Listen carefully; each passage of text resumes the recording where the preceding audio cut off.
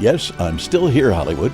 And coming up on today's episode, for decades, she was television's ultimate symbol of glamour.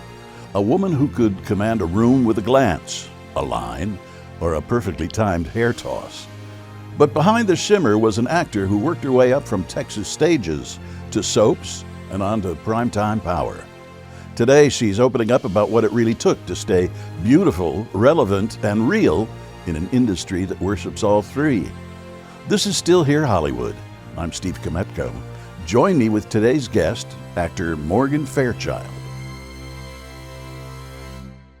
Hi, Morgan. Hello, Steve. How are you? I'm fine. How are you? I'm okay. Thanks for joining us. Thank you. Are you going to do an insert of that picture you showed us me from the 80s? I'm very proud of that picture. I showed that to my mother, and she said, "Is that your girlfriend?" And you said, "Of course." Of course, I said, "Of course." Well, never mind. You grew up in Dallas. Yeah, right. And what were your earliest dreams before acting came into the picture? Oh, I wanted to be a doctor or a paleontologist. Really? Yeah. How come? I just have always loved science, and medicine fascinated me, and paleontology fascinated me. In fact, when I got to L.A., my first trip to L.A., usually, back in the day, everybody say, "Oh, Hollywood and Vine," or the Beverly Hills Hotel. My first stop was the La Brea Tar Pit. Oh, was it? Yeah. I worked for E! For a while, and they were right across the street from the tar pits. And I had learned about it too. When I was a kid, I loved playing with dinosaurs, little plastic dinosaurs. No, I love dinosaurs, but also paleoanthropology. So, that's always fascinating. What is that, paleoanthropology? Well, that's fossilized humans or pre-humans, It's anthropology as opposed to just dinosaurs. Study of man. Well, you have a lot of brains in there. Oh, I try to hide them under all the blonde hair. People have trouble finding them. What influence did growing up in Dallas have on the person you are today? Growing up, I loved growing up in Dallas. I have such great memories of childhood, chasing fireflies in the summer and going out, with my little butterfly net, roaming around. Back then when kids could roam and, nobody was worried if they didn't see you for 5 minutes. And so I have great memories of growing up in Dallas.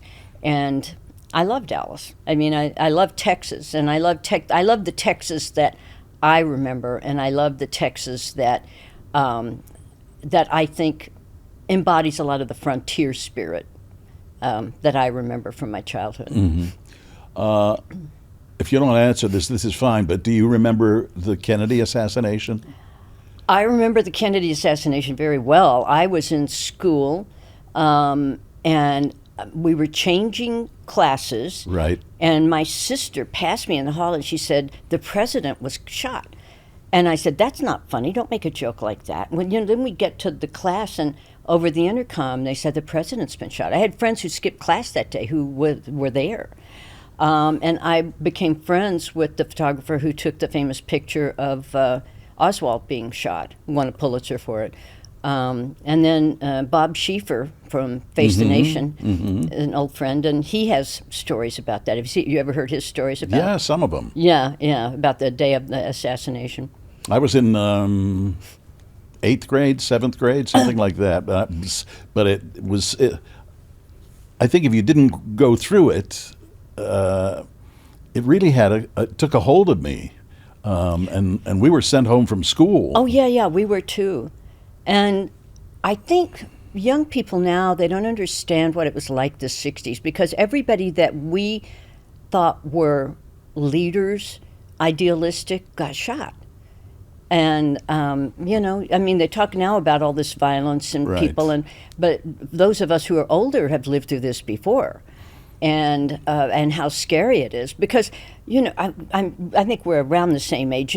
Growing up with Eisenhower as president, it's like your grandfather was president and he was going to be there forever. And then suddenly this beautiful young couple comes in and it's like, oh, wow, when you're a little kid, oh my God, Eisenhower's not going to be here forever. It's not grandpa president. Suddenly it's this beautiful young couple with small children. And whatever you thought of their politics, they were certainly glamorous and educated, classy and educated. Did a lovely rose garden, beautiful. Yes, I know, beautiful update of the White House at the time. But to have a young couple that was so elegant that I remember when Jackie went to France and she spoke fluent French and the French just fell in love with her. To have an American that was so sophisticated and elegant, it was wonderful. And so to be a kid and to think anybody would want to kill them, even if you didn't agree with them, killing somebody. And I feel the same way now. Even if you don't agree with them, you don't kill people. It was very disturbing, and of course, being from Dallas, everybody blamed Dallas. And I would say to people when they come to Dallas, oh, Dallas is horrible. I'd say, you don't blame Memphis for Martin Luther King. You don't blame L.A. for Bobby. Why do you blame Dallas for JFK? Because there's some crazy people everywhere. But I remember for a long time, people would come to town and they'd want to go see Dealey Plaza. So I'd put them in the car and take them down and, be driving through downtown Dallas and there it is. Where? Tell us when we get there. No, this is it. No, but really when we get there, no, this is it. It's so little. I said, yes, it looks bigger in the photographs. It's really not a very big place, and that's the book depository right there. Right. It looks so much bigger on film, and it's like, no, it's pretty mundane, guys. I remember the first time I went, I had to go to Dealey Plaza. Yeah. That was at the top of my list of things to do. Yeah. Okay, let's move on. Okay.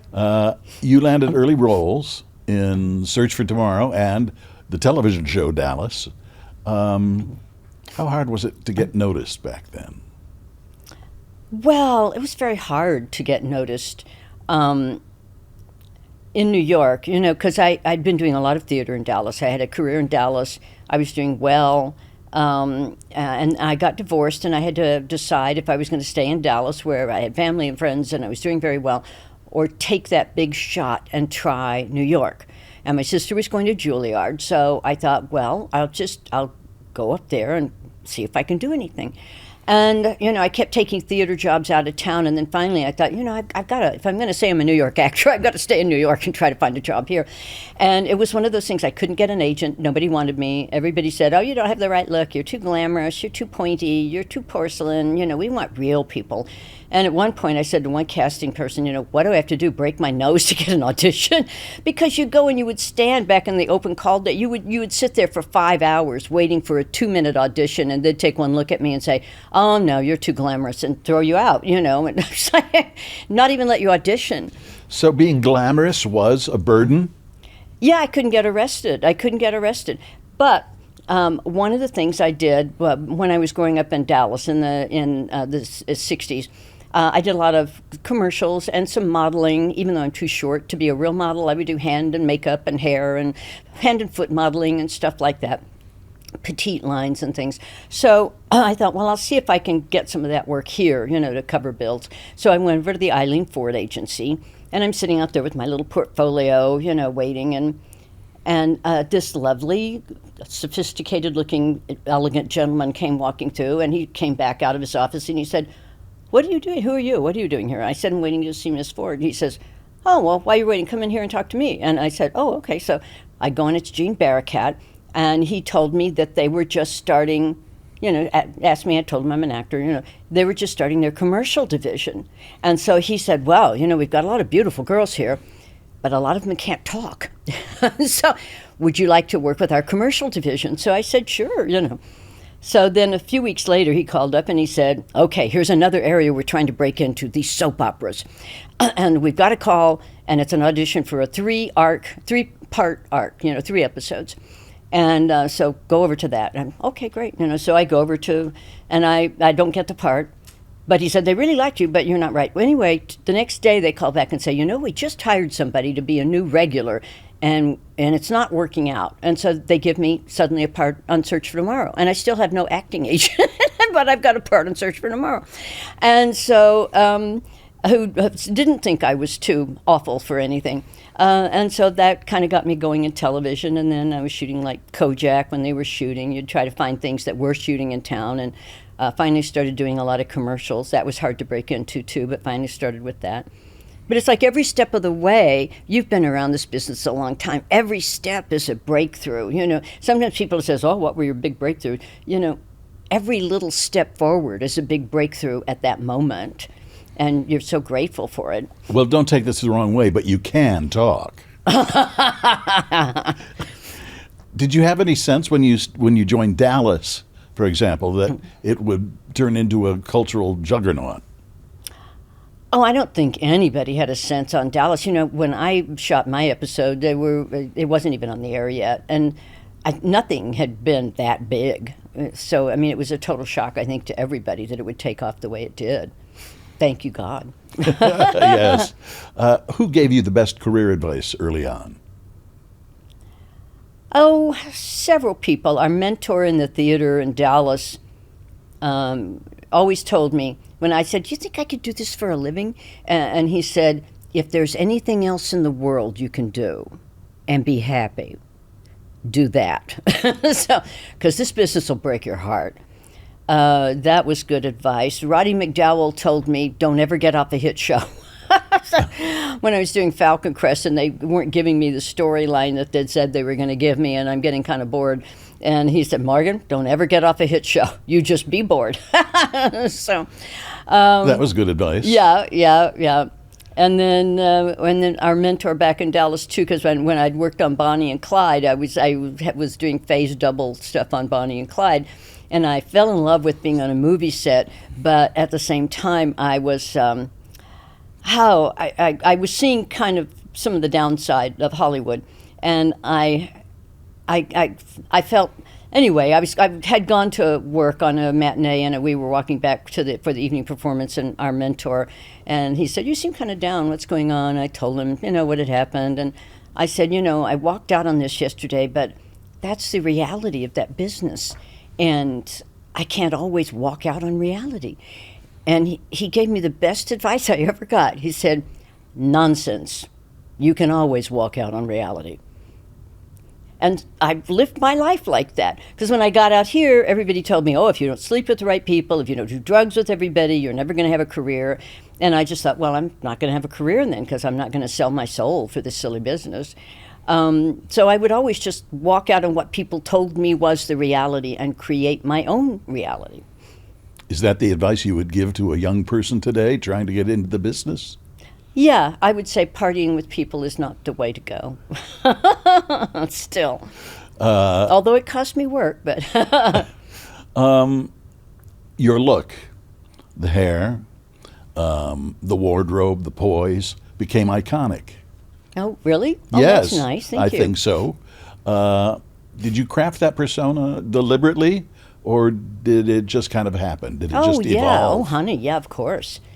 The shy little kid with the Coke bottle by I was going to ask, what happened to that shy kid? Well, there was one summer. I remember when I was 13 and starting school in the fall, because a lot of little girls were wearing makeup. Of course, now they do, but back then people didn't. My mother said, well, if you want to wear a little makeup. And I said, no. I said, this will be my last year to be a kid, and I've got the rest of my life to be an adult.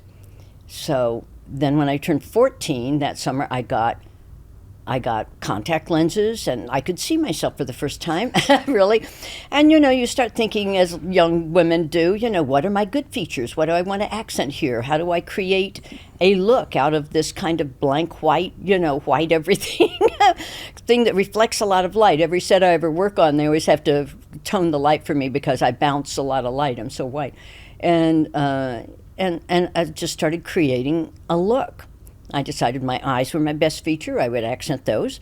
And I created a makeup, stole a lot of stuff from Sophia Loren and Vera Lisi at the time, and created a smoky eye look. And I've kept that look since I was 14 years old. And I understand you were a fan, a collector of Marilyn Monroe type memorabilia and things of that nature. I've often read that about her, that when they put the lights on her, she just exploded. I mean, she came to life. The camera loves some people, and some of it has to do with your skin texture, with just the way you bounce light. And that's not something you can create, although makeup people try to help. But, Marilyn certainly had that. She just had that. You put the light on her and boom. And we'll be right back. If you'd like to be more involved with us at Still Here Hollywood, you definitely can. Just visit patreon.com/StillHereHollywood.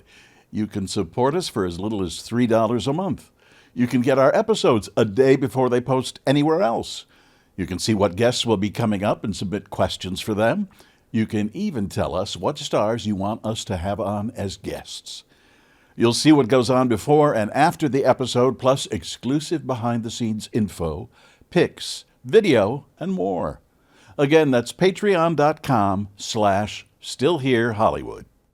You've managed to stay relevant through enormous changes in the industry. How have you done that? I always had a theory from very young that every 5 years you have to introduce yourself to a new audience. I just remember the first day Matthew Perry came bounding over to the set, big puppy dog, kind of kid, arms akimbo. And he said, "Oh, you won't remember me, but I used to hang out on the set of Flamingo Road and Falcon Crest with you with my dad." And I said, "Who's your dad?" And he said, "John Bennett Perry." Well, who had recurring roles on Falcon Crest and Flamingo Road as a sheriff. So I'm like, "You were that kid." I guess I am old enough to play this kid's mother. And, and it just, I always felt that familial kind of affection for Matthew. But again, it's one where people are saying, "Oh, don't take it, whatever." And I wanted to do it. I believed in it. How did his passing affect you? Oh, I was just devastated when he passed. Especially the way he passed. Everybody, I think, thought he was doing better. I hadn't seen him in a long time, but followed everything. I knew he had the book out. I knew he was talking about things, sponsoring other people, seemed to be doing really well. I was very happy for him that he'd gotten everything turned around. So it was kind of a shock when he passed away so suddenly and so tragically, because he was a nice guy. Nice guy, and brilliant comedian. Just his double, triple takes were always fun to watch when you're rehearsing. What's he going to do, And we had so much fun on the show. It was just kind of devastating. And then, of course, I got all these condolences because most of the world think of me as his mother. So I felt the burden of getting out and talking about him because for a while a lot of people weren't getting out and talking about him. And people thought of me as his mother. I felt kind of a moral obligation to him to get out and say nice things about this young man that I was so fond of. You were often cast as the beautiful schemer. Schemer's nice. Says the two bitches from Texas lady. Did it ever frustrate you creatively? No. Because I had assumed I would spend my career playing ingenues, and ingenues can actually be kind of boring. And so when I did Search for Tomorrow, she was a bit of a bad girl too, but other parts that I'd played, when I first got out here, I was doing a lot of comedies. I quickly saw that if they wanted a glamour girl for Newhart or Happy Days or something, if I could get in the room, because I had all the theater background, I could actually do comedy. You had a good chance.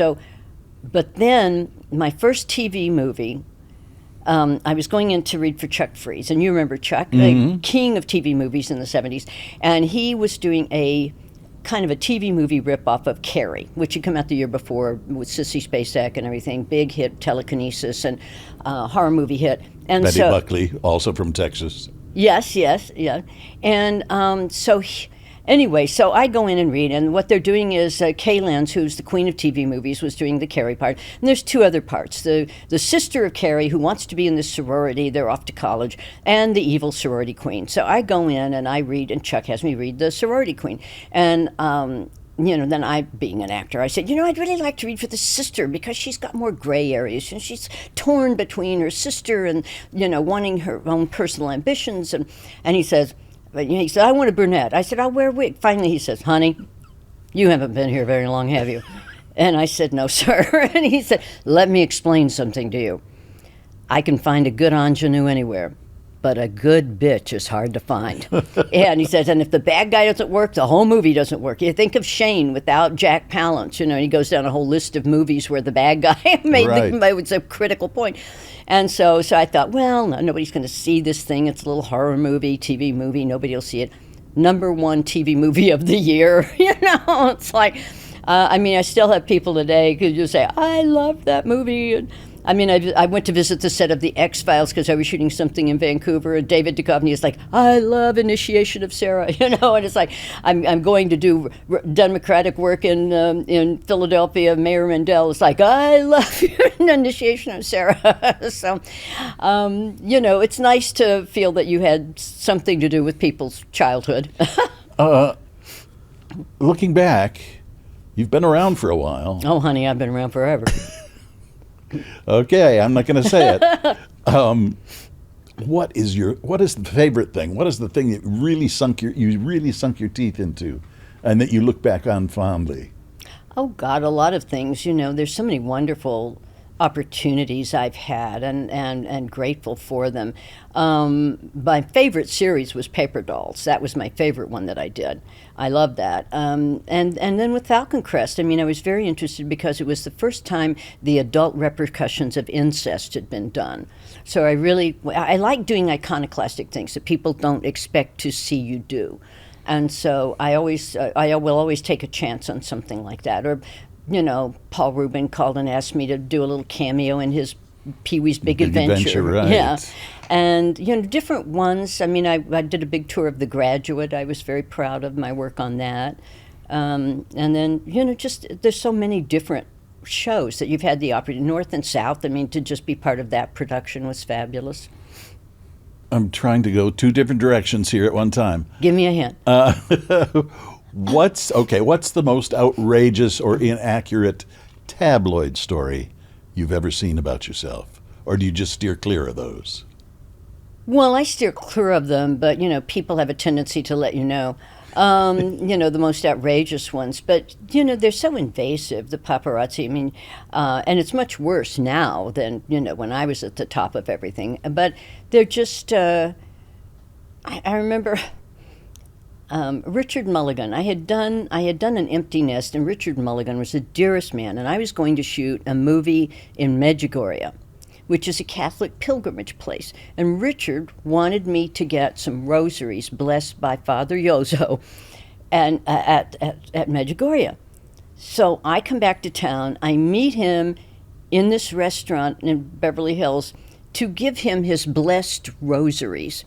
And when we come, and somebody in the restaurant, and it was like empty, so it had to be a bartender or somebody, because we were like the only people in there. It was like 4 o'clock in the afternoon. We're having coffee. Must have called it in, because we come out and they, the telephoto lens. Somebody, anyway, and then he's giving me a hug, thanking me for the rosaries, and it's like they say we're having this mad affair. I'm giving him rosaries. It's like they'll just take anything and twist it up. It's so crazy. Which of your performances are you proudest of? Paper Dolls? Well, that's one of my favorite. I've done a few that are hard. I was really proud of my work on the incest storyline in Falcon Crest, and very grateful they gave me a terrific actor, John McMartin, to play my father, and to have scenes with him, because I loved him in Follies, so I was thrilled to have him playing my dad, and The Graduate I've been very proud of. There've been different TV movies that I've been very proud of, and what is the weirdest thing is, and this happens, a couple of days into shooting somebody from production or the director will come over and said, "You're really good. I didn't know." You know, it's like, or like I was shooting this Robin Hood in England with George Segal, and it's like 40 years ago, and we're walking along the river. We do this scene, and after they yell cut, he turns around and he says, "Oh, you're funny. I had no idea." It's like they're always so shocked you can do anything. So, do you think that's because you're so beautiful? Well, that's very kind of you. I think sometimes it's accurate too. Well, thank you. I think sometimes it's because people want to put people down who look a certain way. I know when I was running for president of Screen Actors Guild, I was over talking to Warren Beatty about endorsing me, and because I knew him from Bonnie and Clyde, and Warren said, you and I are so alike because people really underestimate us because of the way we look. So. And I just remember when I was 16 and I'd go back to class and the teachers would say, "What's Warren Beatty really like?" And I'd say, "He's really smart." And they'd say, "Oh, yeah." I'd say, "No, he's really smart." Yeah. So, but it's like, yeah, you get underestimated a lot. And then once you get really famous, people kind of want to take you down. They don't want you to be good. They want to find something to tag you with and try to make you less than, whatever. Right. What kind of roles challenge you the most at this stage in your career? Oh, God, anything these days. I mean, it's roles that are challenging. I mean, I've always wanted to do Lion in Winter, so I'd love to do that. It would be great with O'Toole, but hey. Just different things, I like doing different things that people don't expect you to do. Like they called and offered me this part on Roseanne, and it was to play a lipstick lesbian, and it was, Sandra Bernhard was going to talk through the whole episode about her new girlfriend, and I read the script, and the last person anyone is expecting when she opens the door at the end of the show for her new girlfriend is Morgan Fairchild. So I thought that was hysterical. My agents were saying, we don't, it's a little iffy because this was early on. This was 92. But I thought it was funny, and I thought it would be a great hoot and also help break a stigma. And so I'm always about helping to break stigmas and finding ways to do things people don't expect you to do. Why is that? Oh, because I'm a weirdo. Because I'm this silly bitch from Texas, and I like taking on challenges, What's something vulnerable or messy about you that people don't know? Oh, God, everything. Everything. I'm a bitch from Texas. Yeah. I am a very silly person. I started during COVID.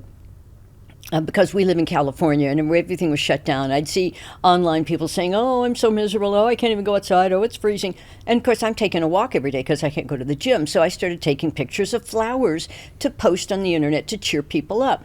And then people, "Oh, that's really getting me through. Oh, we want pictures of you with the flowers." So I started taking pictures of me. I started color coordinating masks, because I would run into, so many people were out walking. I would always run into people and neighbors who wanted to stop and talk. So I just had a mask on. But silly mask, funny mask, color-coordinated mask, and people saying, "Oh, you got me through COVID." But that first year, the neighborhood I live in, they go all out on Halloween, and I am a Halloween nut. So I would go out at night and go up and down the streets and take pictures and videos of all the displays and the monsters. And one by one, as the monsters would come out in the daytime when I'm out walking, I'd take a picture with the monster and do stuff with it and stuff.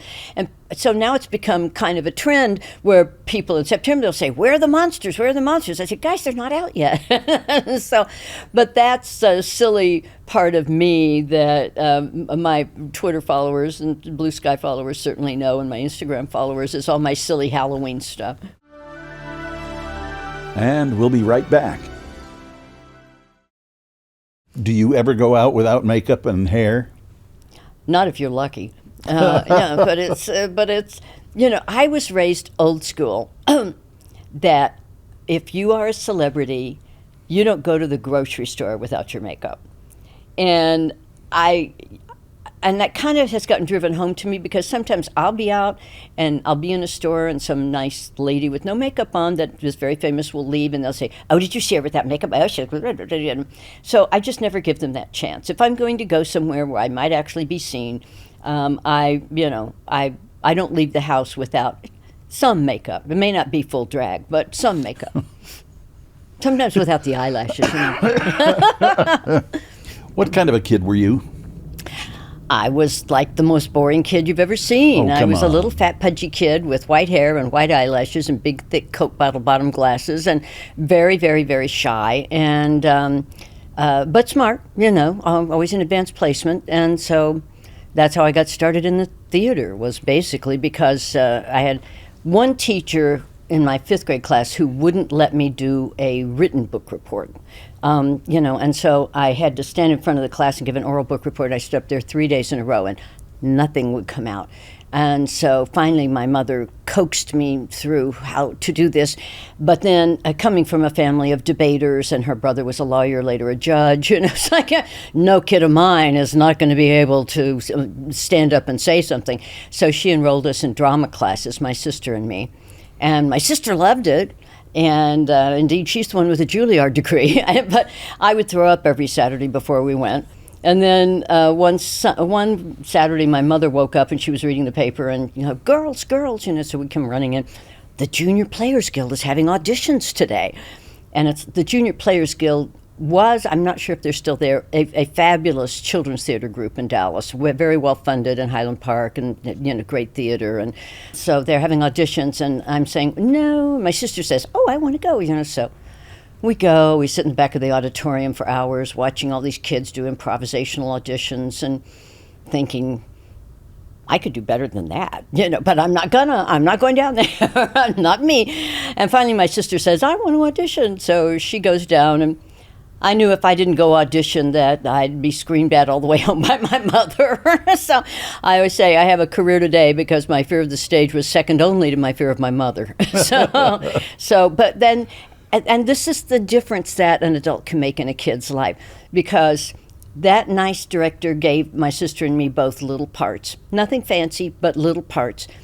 And I was so shy. If I hadn't gotten something on that first audition, I don't know if I would have ever had the nerve to try again. Thank you, Mr. Conniff, for giving us those parts. And then just kept auditioning for other things and started working. So I've been working since I was 10, grew up in the theater. And then got into film, started doing a lot of commercials, television, and runaway productions in Dallas at that time. There was, because it's a right-to-work state, there were a lot of runaway commercials and productions coming down there. You and your sister do a podcast, don't you? My sister and I have just started a podcast called Two Bitches from Texas. And so, we were... Let me guess, you're one of them? Yeah, I'm one of them, yes. But it was one of those things where... because she lives there and I live here in LA, and we miss each other. And during COVID, we started realizing we weren't talking that much because of work schedules. You're always afraid you're going to disturb the other one's work because of the time difference. So we started scheduling an evening phone call every Sunday while she would finish her work teaching acting and then drive to her lake house. Like an hour and a half, we would just talk every Sunday. And so... this spring we started talking about it. I wish there was something we'd do together. Grew up together in the theater, grew up doing a lot of things together, and now as we approach our dotage here, love to do something else. And so we were thinking about a podcast, and it seemed to be the hot thing. And then we were trying to put a name together, and our producer, my sister, were putting names together, and lots of nice names, nice, fun names, but nothing clicked. And finally, I just said, well, it's really just two bitches from Texas sitting around talking, trying to save the world here. And everybody said, "Oh, that's good." So that's how we came to be. And what kind of topics do you talk about? Oh, Steve, we talk about everything. We're doing it like our sister's conversation. And that's been the great feedback has been, I love listening to this because it's like sitting around with my family or my neighbors in front of the fireplace and just talking. And it's about issues. So our first podcast was with Donna Mills. And I've known Donna for over 40 years. And so I wanted to do not just Knots Landing. I wanted to do Donna and interesting things that I happen to know about Donna. And then our second podcast is with my friend Tom Nichols, who's a Russia expert who taught at the Naval War College for 25 years and now writes for The Atlantic, very acerbic conservative, Reagan conservative, and talking about his book and his articles. He had written a book called The Death of Expertise, like at least 10 years ago, and then did an updated thing. But it was interesting to me about the lack of respect anymore in America for people who are experts, who've devoted years of their life to learning about issues, and suddenly you can go on the internet and say, well, I know more about that guy than the one who has a PhD, than, I know more because I saw somebody on the internet. And so I wanted to talk to him about that, and it seems to be kind of important in the current situation we find ourselves in the country. And then also he had written some articles called The Lost Boys, and it was about this young generation of men that don't seem to have an idea of how to be men anymore and why that is. And he started writing it because of a lot of the mass murders, the high school killings and things like that. And then when he wrote it several years ago, he got a call from one of the three-letter groups in D.C. to come down. They were seeing interesting correlations in counterterrorism because it's the same kind of way that jihadis would recruit people, recruiting young, unhappy men who seem to be lost boys, haven't really grown up, and are easily misled into these kinds of fanaticism, whatever the issue is that gets its hook into them. So we talk about those, and we got such a nice response because I didn't know if our Donna Mills audience was going to like our Tom audience, but we got so much nice response of, oh, it's so great to hear ideas discussed without any name calling or anybody, da-da-da-da. It's just ideas, very interesting ideas. And so then we have another one coming up with Nick Suarez, who is one of my students, acting students, but he's also a major influencer with 8.5 million followers, and they fly him all over the world to do things, So, of course, my first question to him is, what the hell is an influencer? What do you do, to get flown all over the world doing all this stuff? And he comes on with his dad, who's also in his videos, who's very funny too. And so that's our third. And then we've got 3 more in the can right now and are lining up some to shoot in November. So my sister just had hip replacement surgery, so we had to take a slight pause there. Wow. At least she can sit and do a podcast. Well, yes, she can. At the moment, she can't very well because they got her in this brace. But soon. You were once the definition of the perfect woman. Well, thank you. I don't know how to take that. Oh, well. That's very kind of you. Have you ever wondered who you'd be if you weren't famous? Paleontologist.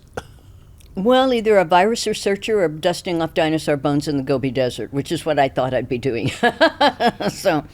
Or researching viruses. That's my other big kind of thing. That's one of my hobbies, emerging viruses and epidemiology.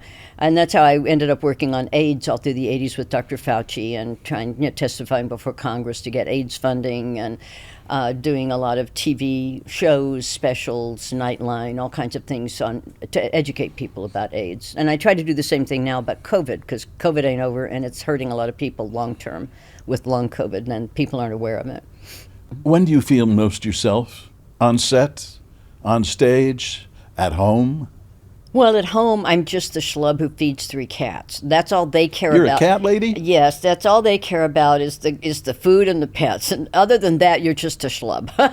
So, that's most at home. Has there ever been a time in your career when you thought, it's over? Oh, God, a lot of times. Really? Yeah. I mean, well, especially... Because you seem like a constant in our lives. Well, that's nice to hear. I'm hoping with the podcast I will be a constant in your life. But it's...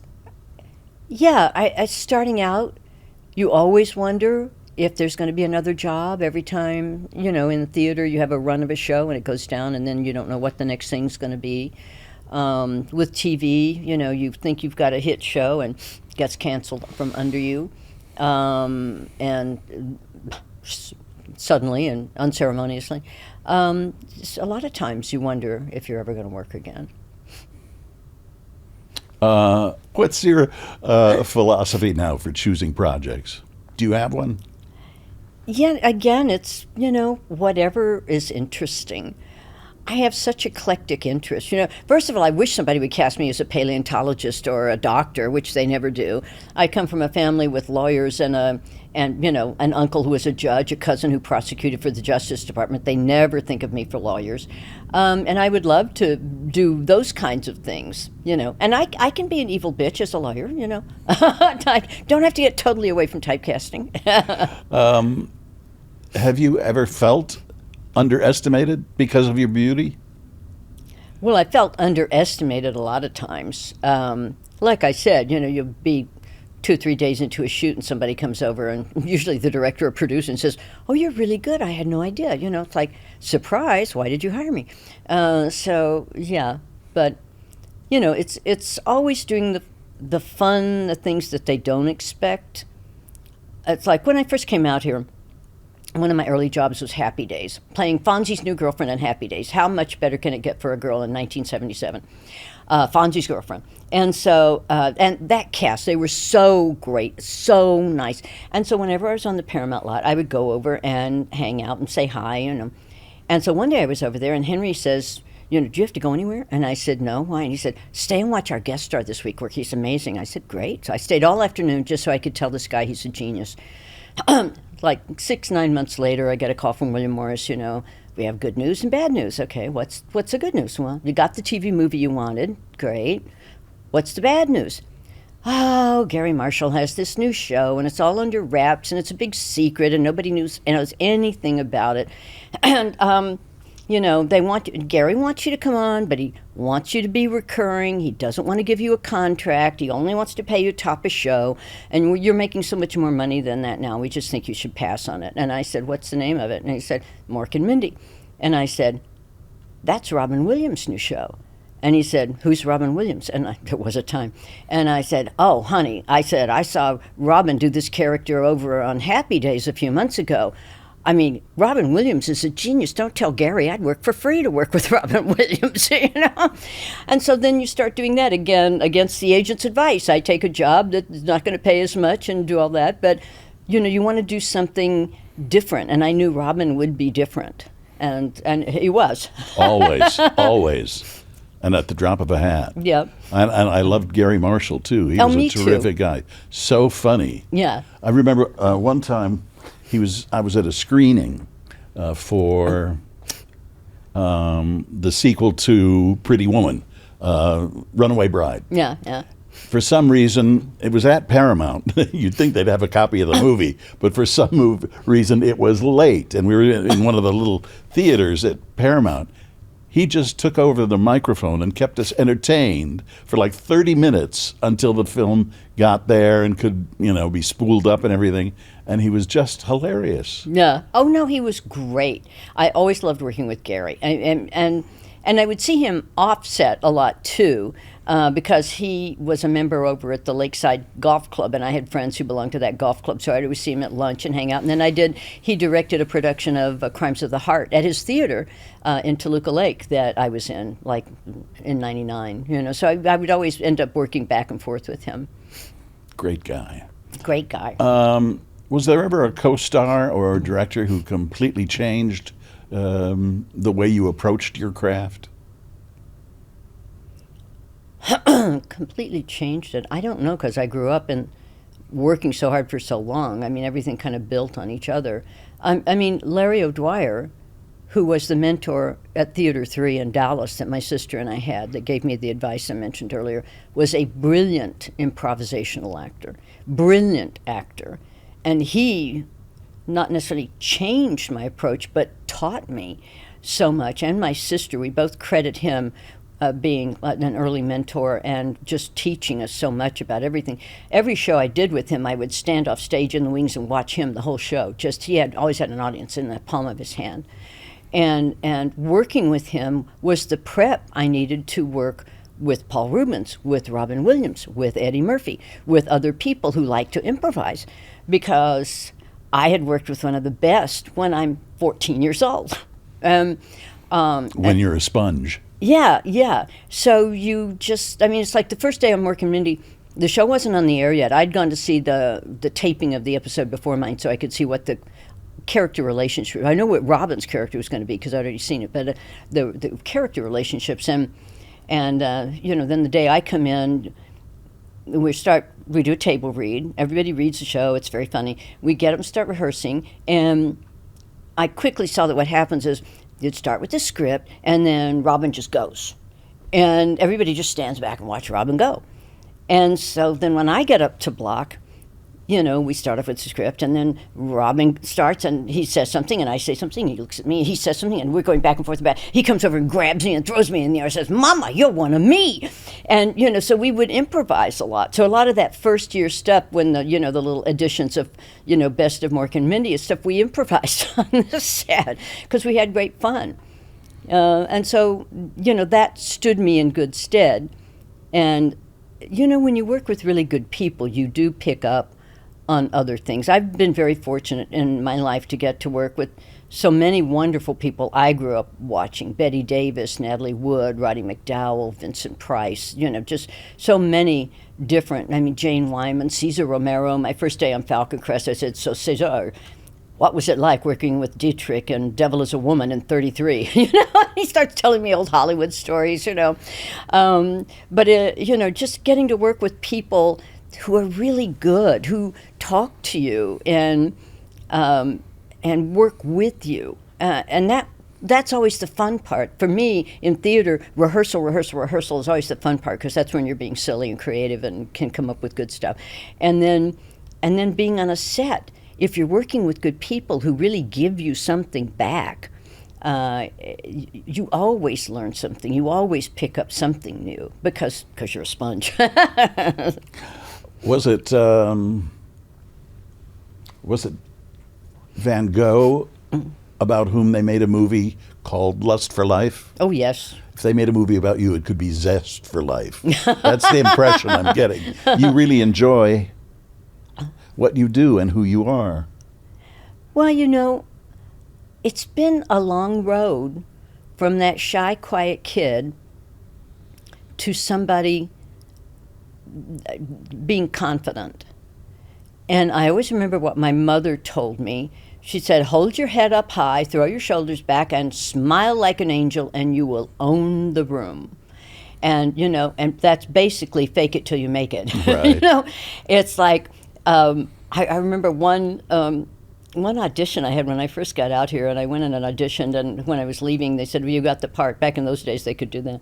And the guy, one of the guys I'd been auditioning for, he says, "When you came in here, you seemed so confident that I just really didn't want to give you this part, but you were really good. So we're giving it to you." It's like to learn to project confidence and to be able to stand up to bullies. There's a lesson I learned in Dallas when I was a kid because I was such a loner, so shy. I didn't hang out with anybody. I didn't really have a lot of friends, very few. But there was one girl that, because you go through the year after year, the same class goes together, and when it's a small school. And there was one girl, she was bigger for her age and very precocious for her age. And let's leave it at that. And she was, all the little girls were like, wanted to be in her group. Now you'd call it a mean girl group, but it was her group. And for some reason, the shy, quiet kid who just didn't care, she would follow me around the playground. "Why don't you want to be in my group? Why don't you want to?" It seemed to drive her crazy. I had no idea why, because I didn't care. I was born with a lack of a gene that made me care what you think about me. And that has stood me in great stead in this business, to just be who you are, because if you try to please other people, this business will eat you up.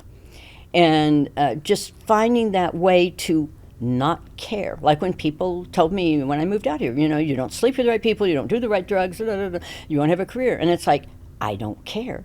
I'm going to do what I'm going to do. If it doesn't work, so be it. I take those consequences.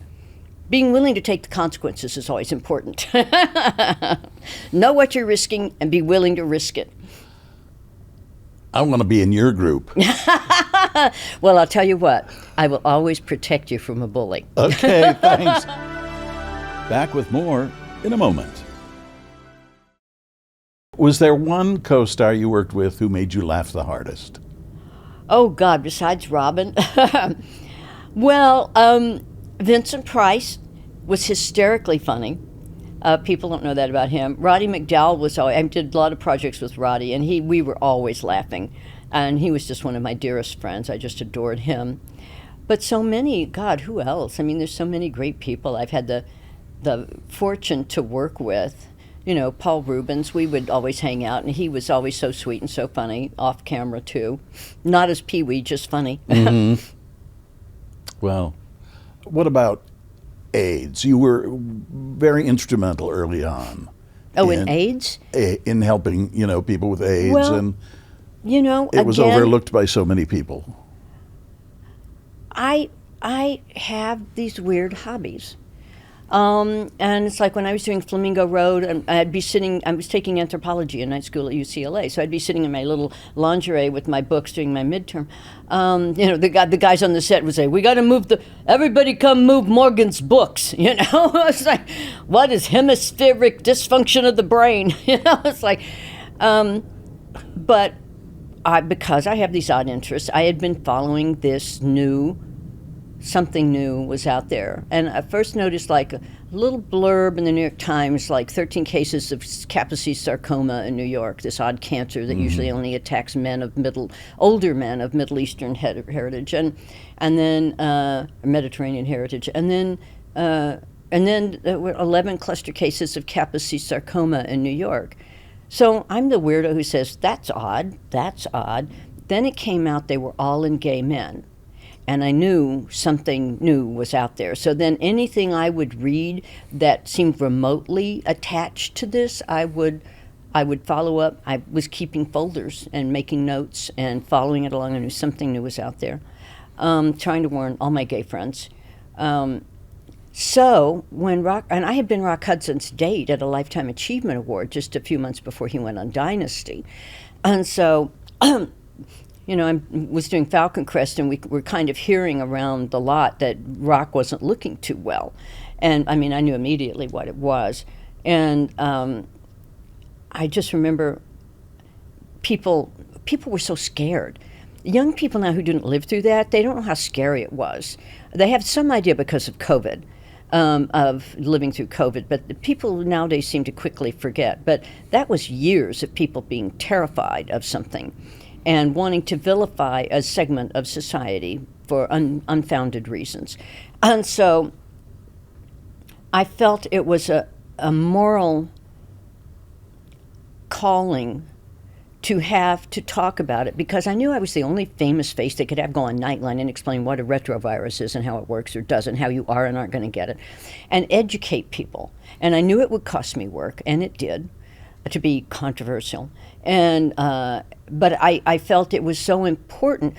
And at that time, I knew I was the only celebrity that could do it, because I'm the only one with the weird hobbies and actually had the knowledge to talk about it.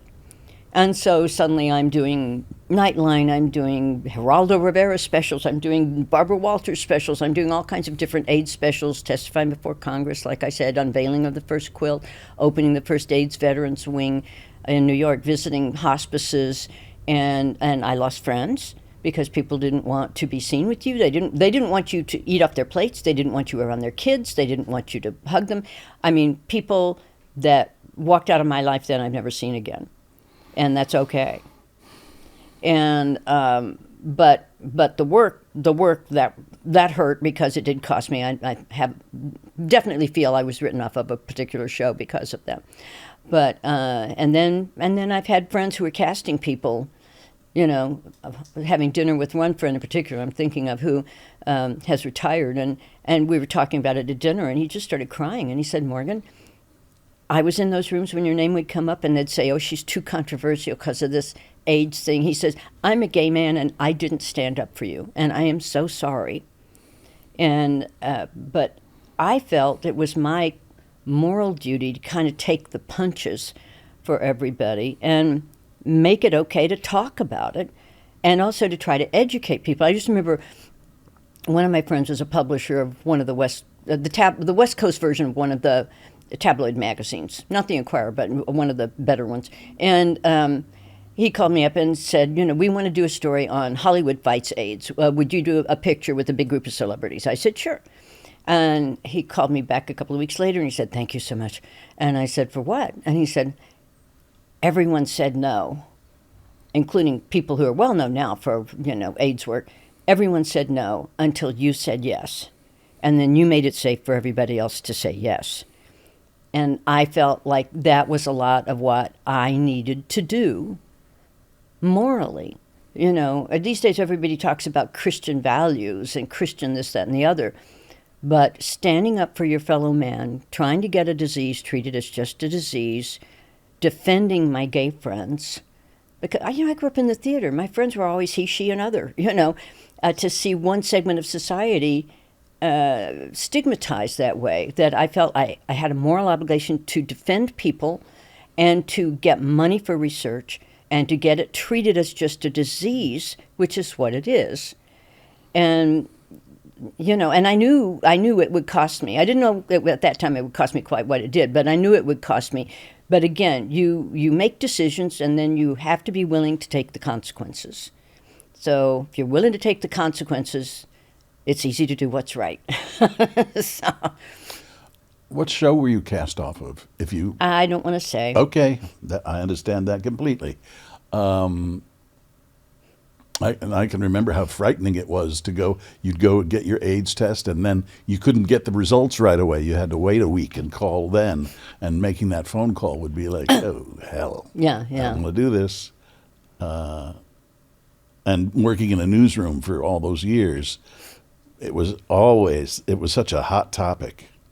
Well, the fear. People were terrified. Right. People were terrified. Okay, one last question. Okay. If you could go back and whisper something to your 20-year-old self, just starting out, of course you started much earlier because you're brighter than everybody. What would you whisper in that person's ear, in your old or in your younger self's ear? Probably what I would always say to myself back then, and my sister always teases me about this, because I would get really depressed, and I would visualize myself in a field at night in the dark with trees around the edge of the field and all the stars and a bright moon and like an umbilical cord almost, a shaft coming down from the moon and bathing me in silver light. And I would say, in the universal scheme of things, this does not matter. And it kind of puts everything in perspective. And just tell yourself, it gets better. It's like that famous quote, what about life? Yeah, well, it goes on.